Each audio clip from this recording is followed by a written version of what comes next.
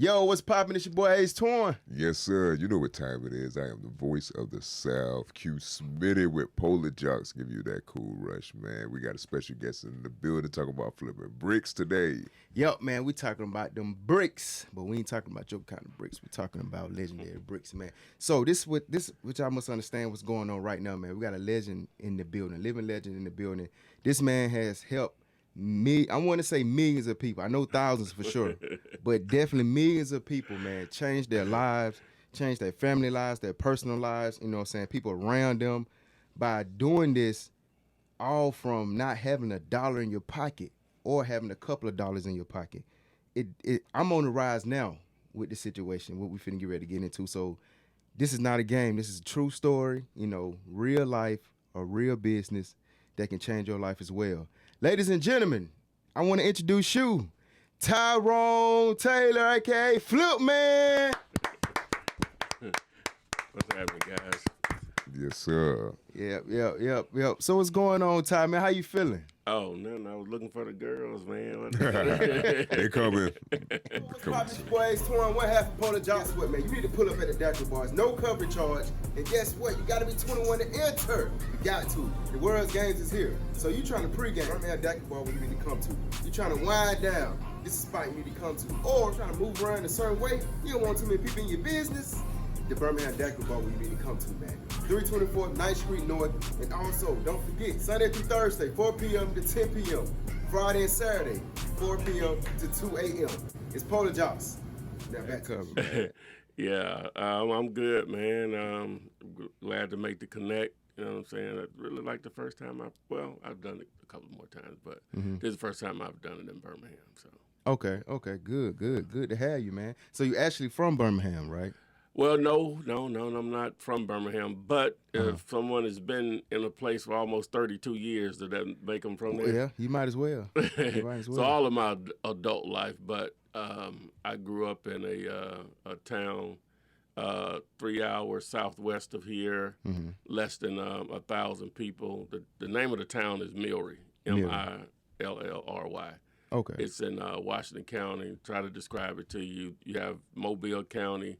The county that sits directly on top of Mobile County is Washington County. So, right. And that borders Mississippi. So, you know, that's where I'm from until I was basically 18 years old. And, you know, I went to school down in the Baby Net area for a couple of years and then came here to Birmingham in 1990 to go to UAB and graduated there in 95. So, you know. Okay. Now, man, the biggest question that everybody would love to hear and want to hear, what is real estate wholesaling? Well, wholesaling real estate, most people when they think about real estate, in the sense that if you're going to be an investor, you have to have a lot of money.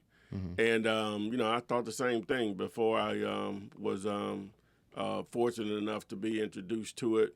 You know, really by accident. Back in 2003, I was 32 years old at the time. So, but what is wholesaling real estate? So, all real estate transactions start with a contract, and like I said, most people think you have to have either the cash and or credit to purchase a piece of real estate, whether it's going to be something you're going to live in, or if it's going to be something that you are going to be an investor with. So they all start with a contract in most cases. So y'all, it's the voice of the South, Q Smitty. As you can see, I got a brand new glow. Ladies, if you are looking for a new glow for the spring and the hot girl summer, then I got your plug right here. Hey, I'm Tanisha, licensed esthetician and founder of New Glow Aesthetics, located in Oxford, Alabama. If you are suffering from acne, hyperpigmentation, or you just need a little pick-me-up, I'm the girl for you. That's right. So go ahead and hit up New Glow Aesthetics right now. Now back to the show. Agreement is what is termed. Now, that is only an agreement to initiate the actual sale of the property between you and an owner, between a buyer and an owner. And so once that contract is signed, you don't own it, but you do have some interest in the property, as they would say, and that can give you some power if it's a great deal, you know, in the world of wholesaling. So just to try to even simplify it for you even more, if you find a piece of real estate, just to run some numbers for you, don't get caught up in the price of the houses because it's different in different markets or whatever. But so easy math, so I can, you know, spit it out to you. Right. But if a house that you located, and if it was fixed up, it was renovated, rehabbed, it would be worth $100,000. And for whatever reason, that seller, the person that owns that property, is willing to sell it to you for, we'll just say $30,000, and it may need a few repairs or whatever. So once you have that property under contract, we'll just put a number on the repairs of $20,000. You now have something of value that a lot of investors that do have the cash to purchase will purchase from you. And so, but they really not purchasing it from you because you don't own it, Right. or whatever. But what you do, you're in the middle and you're in the way of them purchasing that property. So what they'll do is that they'll pay you a fee to get out of the way, right? Yeah. So the actual term for it is an assignment fee. Right. So you basically will assign your rights to that deal over to them for a fee. So what can that fee be? That fee can be anywhere. It could be 4 figures, 5 figures, 6 figures. There's no limit on it. Now, it sounds like you're doing the same thing that a real estate agent would do, but you're not. Well, you are in the sense that you're putting a seller and a buyer together, but the difference in you and a real estate agent only is acting as a representative for a seller or a buyer. You've actually injected yourself into the deal once you put a purchase and sales agreement on the property. Agents don't do that. They have a listing agreement, and that's why they're required to have a license to do it, versus if they put a contract on the property, now that gives them a principal interest in that deal that has some value, assuming someone wants to buy them out of the deal. And so it doesn't matter if it's houses, it can be apartment buildings, it can be self-storage, it can be a shopping center, it can be whatever. You know, it happens on all levels. So as I was saying, 4 figures, 5 figures, 6 figures, 7 figures, 8 figures is possible. If I can get the Empire State Building, we'll just say it's worth $1 billion. If I can get it on the contract for $500 million, I can wholesale it in 10 days and probably make 100. Ooh. Like, but there's a lot of land on that. But Yeah, I'm just just for telling you how That extreme. sounds amazing. Yeah, just for real though. Now, do realtors get mad at wholesalers for doing that? Because you know, wholesalers ain't got no license, so they really ain't. Well, do yeah, anything they want to. but they should, and some agents get it, but most agents don't, right? Yeah. That wholesalers could be their best asset as for them making money because it could be a volume play. Like a lot of times, of course, an agent. Let me explain how agents make their money. Some people might not know that. So a real estate agents make their money off commission. So in a commission-based job or opportunity or whatever, the more the property sells for, whatever product or service it sells for, normally the more money you make. Now, so for us as wholesalers, the cheaper we get the property for, the more money we make. So from the beginning, it's a natural resistance, but it could be a beautiful situation. I'll give you an example. Using that $100,000 again, agents normally get paid 5-6%. It's all negotiable. They're accustomed to getting paid around 6%, especially on a house that's only $100,000. Right. And so, so 6% of $100,000 will be a $6,000 commission for them. But in most cases, when an agent lists the property for a seller, is rare that they. One half of Polar Johnson, man. Right now we are standing in Styles by London Hair Salon. Yep, that's right, man. Miss Nikki got all the hairstyles you want, baby. For all my ladies out there, you having trouble trying to find a hairstylist. You having trouble trying to, you know what I'm saying, a little sexy for the summer. You just can't find that right hair salon. I think I got somebody for you. Miss Nikki will put you in the game, man. Matter of fact, I got a client that's here with me right now. She comes every week to get her hair did. D, talk to her. Come down here to London Styles and holler at nigga in London, baby. Where she gonna put you in the game and get you right. She give you right color, whatever you need. She gonna take care of your head. She gonna take care of them drinks, them cocktails, and she gonna give you some snacks. And you gonna leave here full, happy, and your hair gonna be on point. Nikki Hair Salon, Styles by London. Pull up, man. 320 9th Street North. It's Polar Jobs.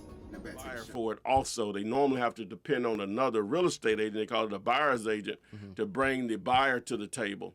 With that being said, so now they have to split that 6%. So that 6% now that 6,000 goes down to 3,000. Okay, so all right, that too, though. All right, yeah, and they have to split that with a broker if they're not a broker themselves. So but just keep it simple. So let's flip that. So what if you as a wholesaler only if you needed that deal to work at 60,000, right?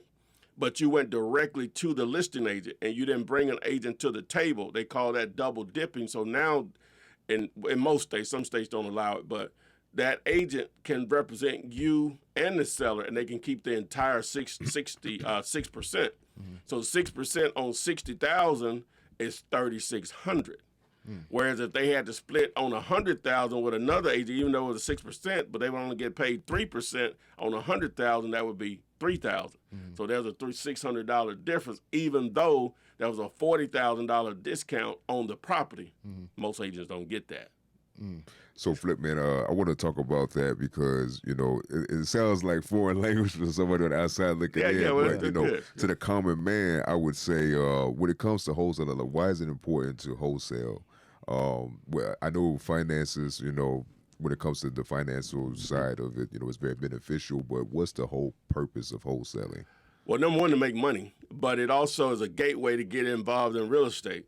Like, even if you have a significant amount of cash or the credit, in my opinion, people do it and make money and start from, all types of levels.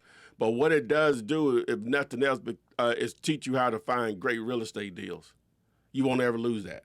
Because if I say this all the time, if you can consistently find great real estate deals, you don't ever have to be broke. Wholesaling teaches you that. Right. Because a lot of people think the first thing you want to do is fix and flip because that's what you see on TV. But if you just look on the ROI on wholesaling versus fixing and flipping, it's not even close. Example, would you rather? Okay, let's do this. Okay, so would you rather be able to spend $100 and make $10,000, or spend $70,000 to make $30,000? Oh, I would rather spend $100. Yeah. You see what I'm saying? So because let's just assume in order to do that 10 times, I just would need $1,000. But in order to do that on that fix and flip, if everything was equal and I had to spend $70,000 each time, I would need $700,000. You see what I'm saying? Right. So the ROI, I don't know the math off the top of my head, but it's like in the thousands. Whereas the ROI on you spend 70 and make 30 is probably maybe 30 or 40%. I don't know the math just off the top of my head. You can't compare probably, I don't know, I think it's like 1,900% ROI, return on investment, meaning how much money you spend, how much you get, and that that's just basic finances. Right. If I can spend this amount of money and bring them back, and you can continuously repeat it, it's just a no-brainer because it's lower risk. Low risk, high reward. That's wholesaling at its finest. Just low risk, high reward. Yeah. Some of the stories, just personally, but I like to try to put stuff on my channel, on my YouTube channel, of other people besides myself, explaining how they did it. Now, this is going to sound ridiculous, and anyone can go there and look at the video, but one of the more recent videos I did, a lady in the D.C. area, she made $285,000 on a wholesale deal. On one deal? On one deal with $100 earnest money deposit. That you get back. So all of that goes to her? All that goes to her. $285,000. Wow. And how she make that? Well, was it commercial property? No, it was but see, in markets like D.C., L.A., the Bay Area, Seattle, New York City, of course, maybe some parts of South Florida, I'm not going to say that's common, but it can happen. You know what I'm saying? Like, but their normal paydays in those markets, where in Birmingham, between maybe 7,000 to 12,000, may be normal.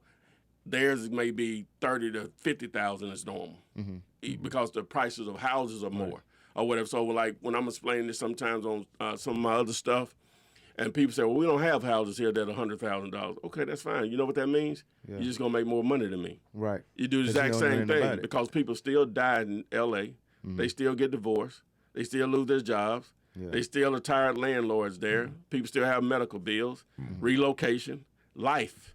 You know what I'm saying? Life, all that stuff happens, and that creates motivated sellers. Right. Your job as a wholesaler is to make sure you do a great job of letting them know you exist. Right. And that's where the marketing and advertising comes into Right. play, generating leads. And I think you probably just answered the question I was just going to ask you. What, like, for people that been in wholesaling for a long period of time, and they said that now it's kind of washed up, and they say that, you know, you can't make money in it anymore. What could you tell? What should you say about Well, I just said, like I just said, did people stop dying? No. No. Did people stop getting divorced? No.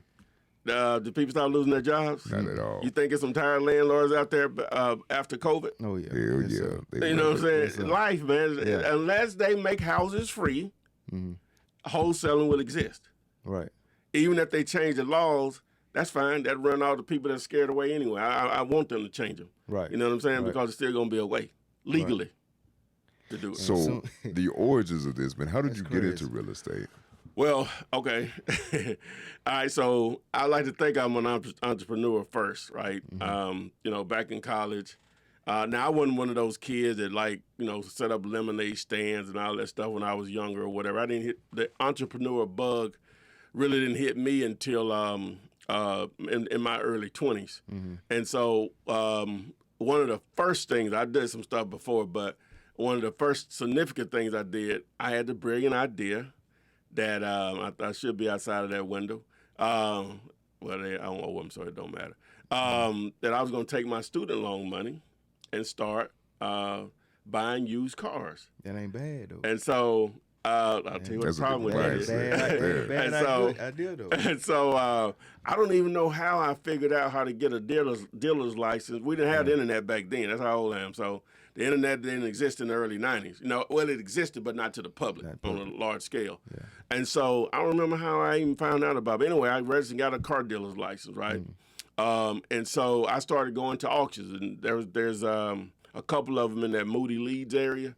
And man, it was exciting, you know, those cars out there. I mean, there's hundreds of cars and stuff, and all of them look brand new. I don't care how old it was, they made it look brand new. So, Would you sell it? You sell a lot of them? no, man. Hey, one thing about that business, if you're not mechanically inclined or you know someone that is, It's over with. you're gonna get taken to the bank. Yeah. You know, Wow. there's some serious hustling going on in that game. That's why they always say, you know what? He talk like a Car salesman. Car Yeah, salesman. yeah.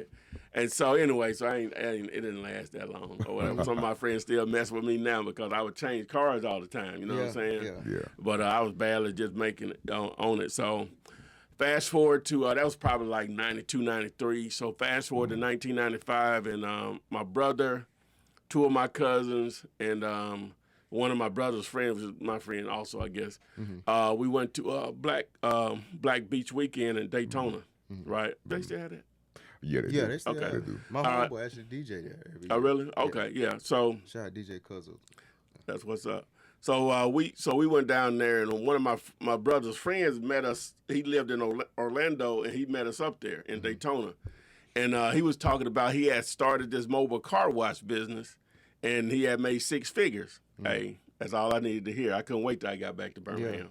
You know, the weekend could have been over. I was sick anyway. I stayed in the hotel pretty much the whole time, but the weekend could have been over for me because I couldn't wait till I got back to Birmingham. And so now you see these dudes doing that around there. So I said that was in 1995 when I was doing it. Yeah. And you see dudes doing it, trying to do it now or whatever. And so anyway, so when we got back, student loan money again. And so So you use it the second time. yeah. Came back with. So I bought I was about to graduate too then, but that was like the last quarter. We was on quarters back then. And so I bought a baby blue passenger van. The seats had already been taken out. It was real raggedy and stuff. But and I bought a pressure washer and like either a 50 or 100 gallon tank. Yeah. And we, me and my cousin, we strapped it down in there. We, tied it down in there, the tank for water, and we were in business. You know, so and I bought a sign so whenever we were washing, it would let people know, hey, you can come pull up. So we'll pull in the parking lot and just start washing. So that was the spring of '95. So it was good and it was real hot that summer. That's cool. We could handle Make that. a lot of money, man. You know, we country boys, so we could handle that. So October rolled around. And wind started hitting. that first morning I woke up and it was 40-something degrees. I said, it's the end of this. This is over with. With that water. That arthritis kicked in quick. Every time I go to a car wash in the winter, man, I say about yeah. that, man. I say, boy, that's a tough game there. Yeah. You know, it's some great money in that car wash business, but it's a tough game in the wintertime. Yeah, you got to, oof. So that was over with. Tough. So basically, after that, man, I just always had ideas in my head. Did some of the network marketing stuff. I think the last thing I was doing before I got into real estate was prepaid legal. I think it's called Legal Shield now. And so one of my friends and his now wife were going to school to become real estate agents. This was in 2002, October 2002. And the guy that normally taught the class, he wasn't there. So the guy that replaced him, that was substituted for him that night, he didn't talk about being a real estate agent. He talked about being a real estate investor and creative ways of real estate investing with no money. Right. And so my friend, knowing how I was in college and stuff, so he mentioned it to me. And so I hadn't heard him, you know, like I said, I don't like most people thought you had to have a lot of money. So I didn't act on it at that time. So fast forward to December 27th of that same year, a couple of days after Christmas, I was at home, you know, and up early, waiting on my mom to prepare some breakfast. And I was watching TV. So how old are you guys? I'm 31. 29. Okay, so you all know who Carlton Sheets is? I have no idea. Okay. All right, so Carlton Sheets was a guru, and he used to be on Saturday morning, the infomercials. And so back then, like, you know, they would come on one channel, and then they'd be on another channel, and then another channel. So I hadn't seen him over the years, but, you know, you're like, yeah, right. You know what I'm saying? So Like, it ain't true. people would be on that testimony, hey, Carlton helped me make this money. Carlton helped me make this money. So I caught it about halfway through the show. And so I said, you know what? I thought about what my boy told me. I said, I found it up the dial and watched it from beginning to end. Even though I hadn't seen it over the years, I really paid attention. But it really didn't tell you anything. Yeah. But because, you know, Carlton helped you make that money, but how did he help you make the money? So it's an infomercial. They want you to spend the money. Yeah. So, but at the end of that, I thought to myself, he can't be lying about all of this. Right. Right. And so if that many people So the testimony. So my mom didn't have internet back then. So when I got back to Birmingham, I went to this message board I used to frequent and asked a question. Online entrepreneur message board, and asked a question and said, does Carlton Sheets program really work? And only one person replied. He said, yes, it does work, but Ron LeGrand's course is better. And so I Googled, I don't know if it was Google or Yahoo back then, but I searched for it and found his website, and his course was $1,500. And at that time, I was working at Bell South, which was decent money, you know what I'm saying, in the 40s or whatever. So, but it still was a lot of money. I ain't have it, you know what I'm saying? So, not at one time. No. Especially during those times. Yeah, you know? so they had a condensed version of it for $69.99. Right. It was shipping $80. And so I ordered that. It was in cassette tape form. That's all it was. And Ron, he still wasn't telling you nothing, but he was telling you enough to tease you. And he's really good at teaching. And, you know, he keeps your attention. Right. And so I was sold. So if I had to get another job, second job, to save that $1,500, I was going to do it. So I thought about eBay a couple of days later, and I searched for his name there, and boom, his course was there in auction. And so I bid on the auction and lost it. And back then, if you lost an auction, the seller could reach out to you by email. And so my man he asked me, did I want a bootleg copy of it? Yeah. And so he and I agreed on $400. Yeah. Right, which still was a sacrifice. Some didn't get paid. I don't know what it was. Some didn't get paid that month. Yeah. Or maybe a couple of things. So, but that's the best $400 I've ever spent. And he gave you the whole blueprint. He mailed it to me. It was in CD. It was in CD format, and I went from I'm talking about absolutely knowing zero about real estate, from learning about wholesaling, lease options, subject to, fix and flip, owner financing. Just all from that one take? All that from that one package of courses, man. So if I wasn't at work And a little time I was maybe spending with the chick I was dating at the time, I was listening to that information, right? So it took me about 3 weeks before I was comfortable to make a move.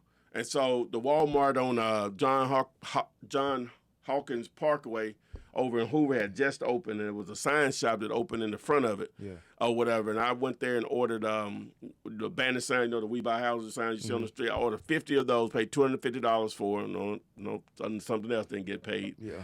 And I picked them up on a Friday, put them out on a Sunday. And this is not going to be everybody's story. Matter of fact, most people's story won't be this. The very first 2 calls I received were deals. The first 2. Wow. First 2 calls. The one of them was a lease option opportunity, and the other one was a wholesale deal. Now the lease option opportunity blew up in my face, right? And even though I had already got the money, well, you know, the upfront money, and the way lease options work is basically you lease a property from somebody. You basically lease it rent to own with an option to lease it back out. And so basically you'll pay them the monthly payment out of the money that someone else is going to pay you, plus the difference you'll charge more to get a cash flow. But you also up front charge them a down payment. And that down payment was $5,000. Ain't that pretty difficult though? What, the lease option? Yeah. Actually, those are easier to get into than wholesaling. Oh yeah. It's just a little bit more riskier. Now you can set it up and wholesale out the terms to somebody else and you're out of it, but you know, because now you're responsible, if you're going to do the right thing, you're responsible to that person if that person stops paying. You see what I'm saying? Okay. But you'll get those opportunities actually faster or whatever. So it's just a little more riskier. Because that person can stop paying, then it's left on you. Yeah, so the way that blew up in my face is that the dude, his mom died, and the house had a mortgage on it, and but he didn't live there, so the house he lived in, he had a mortgage on it. So he couldn't afford to pay both of them. And so he saw one of my banner signs, and so he called me. I explained to him how it works and how I was going to make my money. So I advertised in the newspaper when that was still relevant, and this lady called me. She was a nurse. We met at the old Charlie's, well, it's not there anymore, on, I think it's Roebuck Parkway, Center Point Parkway, whatever it's called, up there on the hill. I think it's a Mexican restaurant run up there now. And she put $5,100 bills in my hand. $5,000, right? Yeah. And so, man, I was like, wow, this stuff works. You know, I could have stopped then because I had failed at so many other things or whatever. And so I was still working at Bell South at the time. So so I was trying to create a win-win because the house still needed some repairs, but she could live in it, but she wanted to get some things done before she moved into it.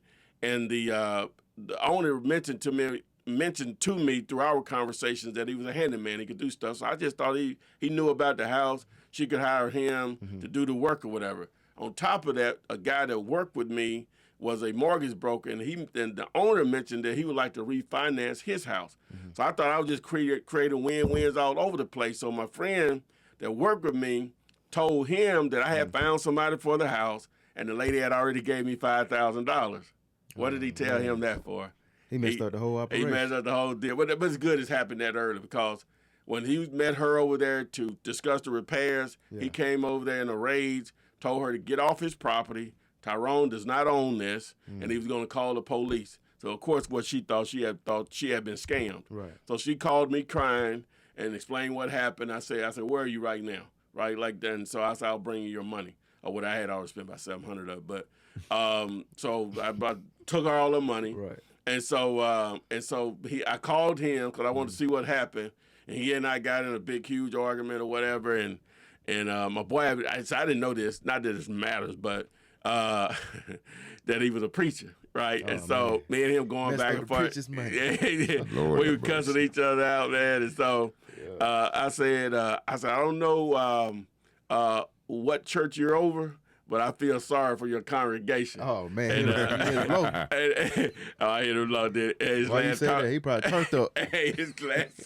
Lord, I come to you right now and ask you, this man never get no other house. He went back to the street, man. He probably forgot he was a pastor. He did. He told me, if I ever see you again, it won't be pretty. Yeah. So that was the last thing we said to each other. So that blew up in my face. So, so anyway, so the second deal was 2 sisters. Like a lot of people, their mom died we're not gonna sell mama's house. After 4 or 5 years of letting cousins and people, relatives rent the property, not paying them, tearing it up, fixing it, tearing it up, not getting payments, they retired landlords. So basically, probate power. Yeah, well, yeah, but they had already straightened all that out, so they were good because they had owned it for 4 or 5 years. So, so at that point, they called me. We negotiated a deal, and long story short, this realtor, I advertised it in the I put it in the contract. I advertised it in the newspaper.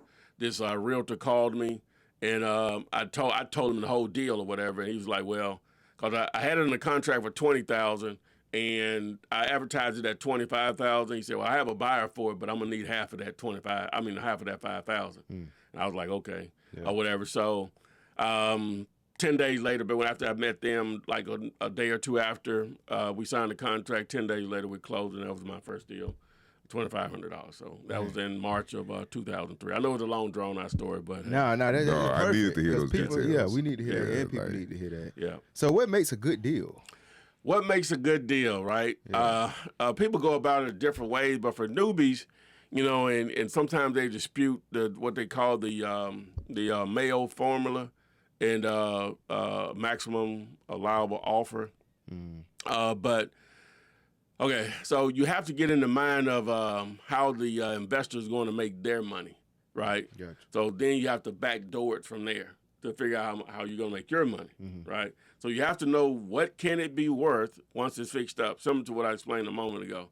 So we'll use $100,000 again. So you take $100,000 times 70% minus the repairs, minus what you think you want to make, and that's your number with the seller, right? So That's how much the seller should sell it to. yeah, that's what we need to be with the seller. Okay. Right? So I'll break that down for you. So why the 70%? Well, the 70% really represents a 30% discount on what we call the ARV, the after repair value. That's what will the house appraise for in excellent condition. So because we have to know how is the investor going to make their money, so we have to know how much they can sell it for, possibly sell it for. So the 30% represents the investor's potential profit and holding costs, right? The profit, 20 to 25% of that 30%, or 5 to 10% holding costs. Holding costs could be things like paying the utilities, keeping the lawn care up, stuff like that. So, and closing costs. So, using that formula, so we'll say 100,000 times 70%, that's 70,000. We'll say the repairs are 30,000. So now we're down at 40,000. You say you want to make 10,000 on that. So now we're down at we're down to 30,000 now. So you need to get it under contract with the seller for 30 or less to make it work. Now those are generalizations. Sometimes you won't know this until your market, you actually get out here and do it, because some markets you have to get it even cheaper than that, and some parts of your market you may have to get it cheaper than that. Now, you're out in Southern California, like I said, in New York City or the Bay Area, Seattle, a few, D.C. in that general DMV area. What else? South Florida. Yeah. Then 75-80% may work versus, because the price of real estate appreciates a little faster than the other parts of the country. Now, that's a generalization, because people dispute it, but for someone brand new, they have to have something to go by. You know what I'm saying? Because you won't be able to recognize an opportunity when you see it. Yeah. But that's the simple way. And I have one of my websites is dealulator.com. It's the play on the word calculator, DEALULATOR. I have a free calculator there for plugging in numbers on your deals or whatever. So the repair costs, like, do you come out of your pocket for the repair costs, or do you deal with somebody? No, you don't touch them. Okay, that's the great thing about it. You don't touch it or whatever. You get so good not all the time, but you just drive by a house, and depending on the area, you just need to see it standing. Or whatever, if get it cheap enough. But to determine, you have to have an idea what the repairs are, though. Right. And for a long time, I didn't really know how to explain it to people. And I saw this guy on YouTube, and he broke it down simple. And again, this is a generalization, because you have to have something to go by. One thing you have to understand about repairs, you can send 3 contractors out to a house and all give them the same sheet on what you want done. They're going to come back with 3 different numbers, guaranteed. They, and they may be wide apart. They may be far apart on the numbers. So you just need a generalization. So a simple thing you can do, and I have a repair calculator on that same website, is go to if the house is livable, You can multiply it times the square footage, or you can multiply $25 times the square footage of the house, the actual living area. If it's not livable, $40. Again, that's a generalization. When doing houses in Midfield versus renovating a house in Mountain Brook, the countertops are going to cost different. Way different. You know what I'm saying? So you could take that in consideration once it's that far apart. But more the average homes, those numbers normally will work or whatever. So now, if you got a person that just started out, you know what I'm saying, they just started out, they hungry and they ready to take off and take action, what's the first place they should find leads at? The first place they should find leads at. So I guess the question would be, do they have any money to put into it, a few $100s, or they got zero? They may got $200 in their check. Okay, $200. Okay, they got 200. That's a good number. Okay, so there are tools out there. I'm affiliated, a reseller of a couple of them. But one of the tools, if you text MLS to 205-964-5243, you'll see a video explaining this tool I'm about to talk about. But it's called Privy, PRIVY.com. I think it's called getprivy.com. But anyway, so that particular website, it's $97 a month. And what it does is that it allows you to search for properties nationwide that are listed with real estate agents.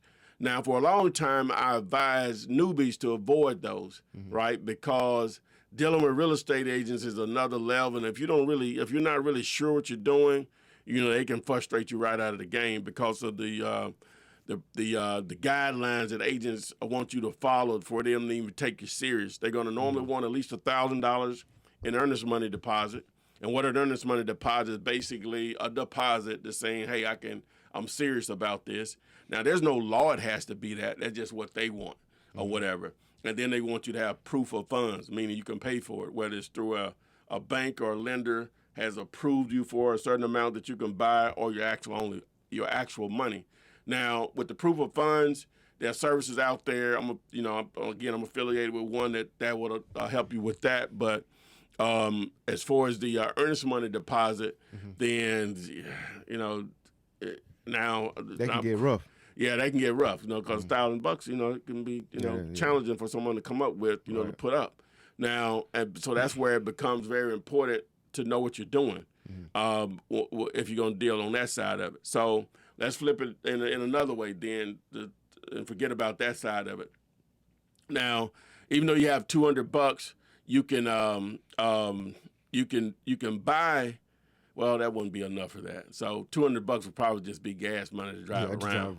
You know what I'm saying? For driving for dollars. And speaking for driving for dollars, okay, so what if they see, okay, I ain't got no money for a system. I don't have no money to that's what I'm gonna go into. Okay. All right, so $200 basically like no money in reality. Right. All right, so gas if you had $400, we could talk different, but $200 it sort of just gas money, and at the prices they are now, even though they can come down, it's still high or whatever. So if the $100 spending on Privy would probably be a better option or whatever, and we would work with you on that. But all right, so assume you had no money. All right, so what you'll do now, you're going to use the power of the internet. Right, that's free. Most people, you're watching this, you got the internet, right? And so now you're going to use social media on top of that. So what you'll do is that you're going to network your butt off to try to network with some actual investors / cash buyers to see what they want. And you want to try to build your list. It won't take many, 4 or 5. In a particular market would be enough if they real players in that market. Right. And so what information do you need from them? Obviously, you need their contact information. You want to know what areas they buy in. That normally will determine the price range, but you can go ahead and ask them.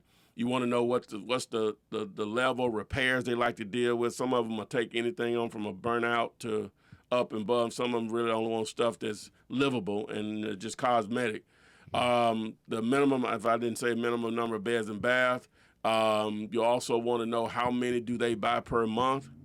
All right. And now that's pretty much it. So that'll slowly build your buyers list. So once you have that, now you have other wholesalers advertising their properties all the time. Right. And a lot of wholesalers still don't know what they're doing, but they may actually have a deal or whatever. So now it's your time, your opportunity to partner with them to actually see if they are interested in you bringing a buyer to the table. You say, well, how do you get paid then? So now you and that wholesaler have to agree on one or two things. Either you all are going to split it 50-50, meaning you're going to get it at the price that they have with the seller has it at, or they give you a price, and whatever you make above that, you keep. Right? So you and the wholesaler have to make that actual decision. Now, if you partner with another wholesaler, don't you got to know all the numbers, like how much he's selling it for? Or well, yeah, you still got to run your numbers. You know, it's always going to boil down to that. Gotcha. Now, another thing you could do, all right, you still have this buyer's list. You could target properties that are for rent, right? And you can do all of that online. It's a grind. I ain't saying it's easy, but it's a grind, but it's free. So, and the reason you target those is, okay, so like on Zillow, if you going into any decent-sized city or market and just do a search for rent properties and houses and maybe uncheck the condos, townhouses, and apartments, and you'll pull up, properties that are for rent. And so if you scroll down, now a lot of people probably do this on their phone, you want to look for where it says listed by. And so under that, you'll see listed by property manager or listed by realtor or listed by owner. You want to target the ones that are listed by owner. Gotcha. All right, and the reason you want to do that because you're dealing directly with the decision maker. There's no one in the middle and their bills mixed in the decision being made or being influenced, right? Such as a property manager or a realtor, right? So when you're reaching out to them, you basically say, hey, I'm calling about your property at 123 Main Street. Is it still available? Whether they say yes or no really is irrelevant. So when whatever answer they give you, say, well, I'm not calling about renting the property. I'm actually calling about buying the property. Would you be interested in selling it? Okay, if they say yes, then you want to collect the information needed to evaluate the property. Now, you may already know the bedrooms and baths from the ad that they have online. You may can see even photos of the condition of it. So you're going to have a lot of the questions already answered because it's right there in your face. But you want to get to, even though you called them, why would you consider selling the property? Like some backstory, why would you consider selling this investment property? You're going to get all kind of answers, but hopefully you're trying to pull out what's their real motivation by having that conversation. All right, so once you go through that, then you ask them the magic question: paying all cash and closing quickly. What's the least amount you'll accept for it as is? Now, sometimes they're not going to give you that amount or whatever, so you might have to do your due diligence and come back to them to make an offer. But if they do give you a price and it works for you, then boom, you go to the next step and put it on the contract, and find a buyer for it. But if they give you a price that does not work for you, there's still a possible opportunity there to ask them what they can, well, that price really doesn't work for us on a cash transaction. Would you be open to some terms? And what you're asking them is would they be interested in acting as the bank? Meaning it's called owner financing, where now you pay them directly without a bank or anybody being involved in that particular transaction. So now what's in it for them is they can still receive cash flow because that's what they're used to. That's why they were trying to rent the property. But it removes the landlording side of it, but they can still receive cash flow. They call it mailbox money. So they would possibly be open to that. Now that's a great way to, number one, to find a deal and actually have a possible property that you can rent out. But it's also an opportunity, if you don't like that property, you can set up those terms and still wholesale out the deal because you set up some favorable terms or whatever. So it's still maybe an option. So that's how you could do it with no money, right? Is starting out, those couple of ways of doing it. Gotcha. Yep. Wow, that's a lot of game right there. That's a lot of game. A lot of free game. Free 99, man. Free 99, man. Definitely. Do you have a program where people can, come and sign up with you under your team? Well, yeah, you know what, man? I don't really promote anything I'm selling. It'll just organically happen through all the free content that I have on YouTube. Right now, if you don't count the YouTube shorts, it's over 800 videos on my channel. I've been putting out content on that particular YouTube channel since August 5th of 2008. So that's 14 years of a couple of weeks ago or whatever. So everything you need to know is on that channel for free. Like, you go to YouTube and do a search for FLIPMAN and, just dive in. It's all there. You'll see tons of people that have taken advantage of that information over the years. A lot of times, man, I get DM, text messaging, text messages, people just saying thank you, and I've never talked to them before. Yeah. And just send a picture of a check. And that's what I'm saying. Yeah, Like, you know what I'm it's saying? crazy, man. So, Like, you know, and a lot of people out there can maybe think, you know, he probably just talking, and some people out there know this real, you know, but it ain't really. You don't really feel it until it happened to you. Once it happened to you, then you're like, oh yeah, this is definitely real. Definitely real. oh yeah, man. But you know, it takes action. I'm not saying it's easy by no means, but it is an opportunity that most people can capture if they really want to do it. But it first starts with educating yourself.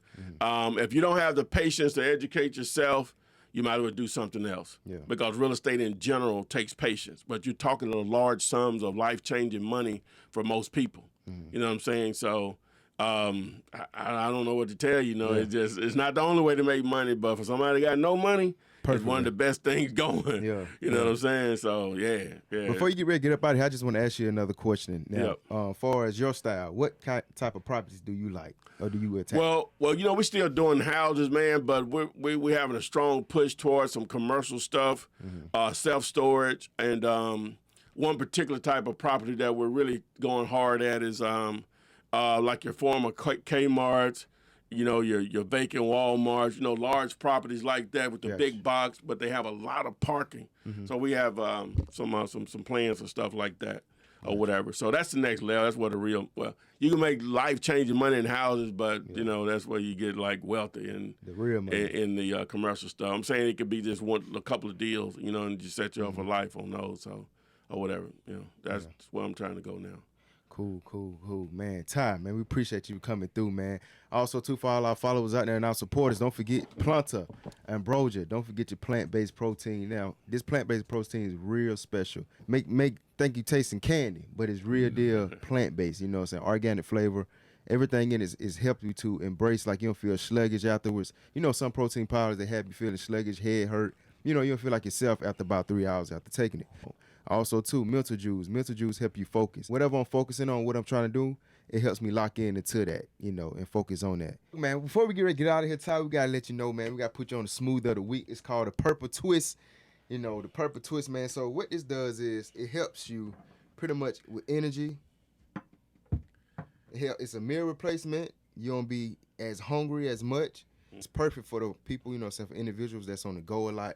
And they're always on the run. They don't really have time to eat or, you know, create meals at home. So that's why I create these smoothies and help people out throughout the process. Or, you know, a lot of people don't know how to eat or they don't really like eating. So they just want to hurry up and, you know, make something and go on about their business. So what's in this smoothie is real organic plant-based protein, Planta, that's in it. You got a banana, you got triple berries. Also, you have honey. And last but not least, I drop a little bit of superfood in there, man. So, yeah, it's gonna be good. Cheers, man. Healthy FLIPMAN life. to heaven. FLIPMAN.